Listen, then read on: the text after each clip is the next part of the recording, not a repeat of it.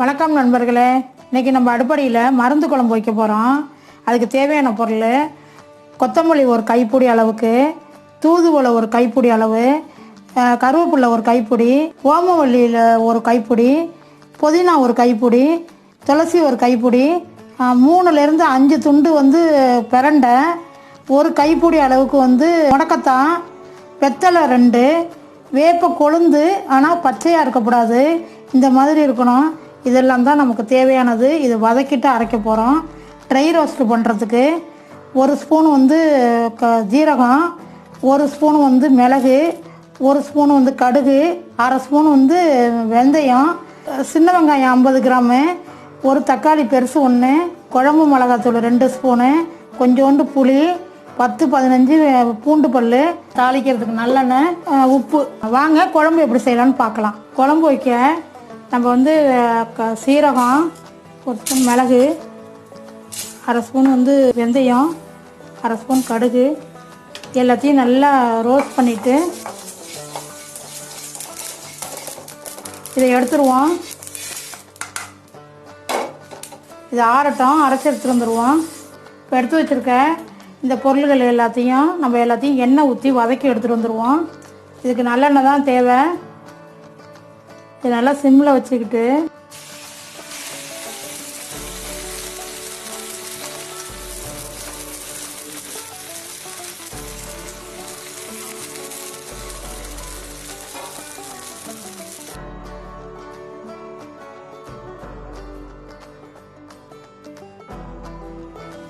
நல்லா திருப்பி நல்லா கிண்டி விடுங்க. இது பச்சை வாசனை போகிறோன்னா இறக்கிடுங்க. வெத்தலை கொஞ்சம் வேகணும், பிரண்டை கொஞ்சம் வேகட்டும். இதெல்லாம் அடுப்பை ஆஃப் பண்ணிவிட்டு இதை எடுத்துருவோம். இது ஆறட்டும். இந்த இலையை தனியாக அரைச்சிங்க, பொடியை தனியாக அரைச்சிட்டு வந்துடுங்க. இந்த பொடியை நம்ம தனியாக அரைச்சி வச்சுக்கிட்டோம், இந்த இலையும் நம்ம தனியாக அரைச்சி வச்சுக்கிட்டோம். வாங்க செய்ய ஆரம்பிச்சிடலாம். இப்போ குழம்பு செய்கிறதுக்கு ஆரம்பிச்சிருவோம். இப்போ நல்லெண்ணெய் ஊற்றிக்குவோம். இந்த குழம்புக்கு அதிகமாக கொஞ்சம் நல்லெண்ணெய் ஊற்றிக்கிங்க. கடுகு போட்டுக்குவோம். கடுகு வெடிக்கட்டும். இந்த கடுகு வெடிக்கும் போது நம்ம சின்ன வெங்காயத்தை போட்டுருவோம்.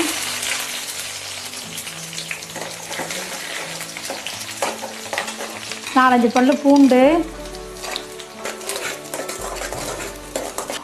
எண்ணெய் கொஞ்சம் நல்லா அப்படியே பபிள்ஸாக வந்துக்கிட்டு இருக்கு. அப்போ தக்காளியை போட்டுருவோம்.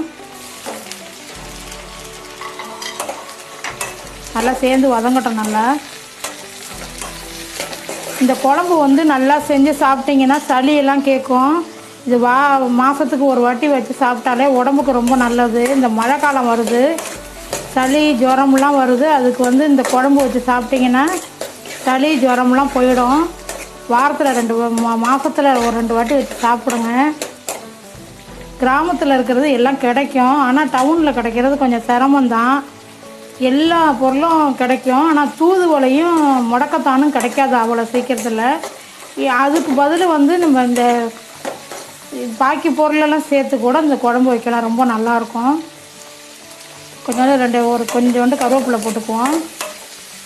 இதுக்கு தேவையான உப்பு போட்டுருவோம். இது நல்லா வதங்கட்டும். நம்ம சேனலில் எதிர்ப்பு சக்தி பாலும் போட்டிருக்கோம், கீழே லிங்க் கொடுத்துருக்கோம் பாருங்கள். ஒரு 2 ஸ்பூன் போட்டிருக்கேன் மிளகாத்தூள், குழம்பு மிளகாத்தூள். இந்த அரைச்சி வச்சுருக்க இலையெல்லாம் போட்டுருவோம். கொஞ்சம் நல்லா வதங்கட்டும். கொஞ்சம் நான் எண்ணெய் ஊற்றிக்கிறேன்.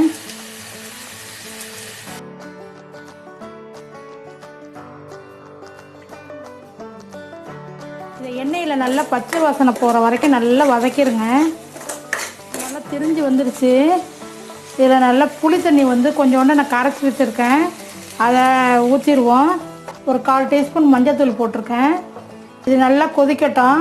அப்புறம் கொதி வந்தோன்னே இந்த பவுடரை போடுவோம். ஒரு மூடியை போட்டு மூடி வச்சிடுறேன். இப்போ நம்ம குழம்பை திறந்து பார்த்துருவோம். நல்லா கொதி வந்துடுச்சு.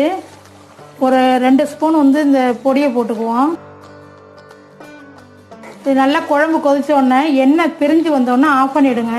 இது கொஞ்சம் நல்லா கொதிக்கட்டும். இது வெல்லம் ஆப்ஷனல் தான். இது வேணும்னா போட்டுங்க, வேணான்னா விட்டுறலாம். குழம்பு ரெடி ஆகிடுச்சு. வேறு பாத்திரத்துக்கு நம்ம ட்ரான்ஸ்ஃபர் பண்ணிவிடுவோம்.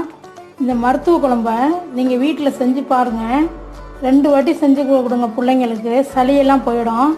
சளி ஜுரமே வராது. இந்த சீசனில் சளி பிடிக்கிறது பிள்ளைங்களுக்கெல்லாம் சகஜம்தான். அதுக்காக பயப்பட வேண்டாம். இது மாதிரி இந்த குழம்பு செஞ்சு கொடுத்தீங்கன்னா சளிக்கு பயப்பட தேவையில்லை. இது மாதிரி செஞ்சு எப்படி இருக்குன்னு வீடியோவில் சொல்லுங்கள்.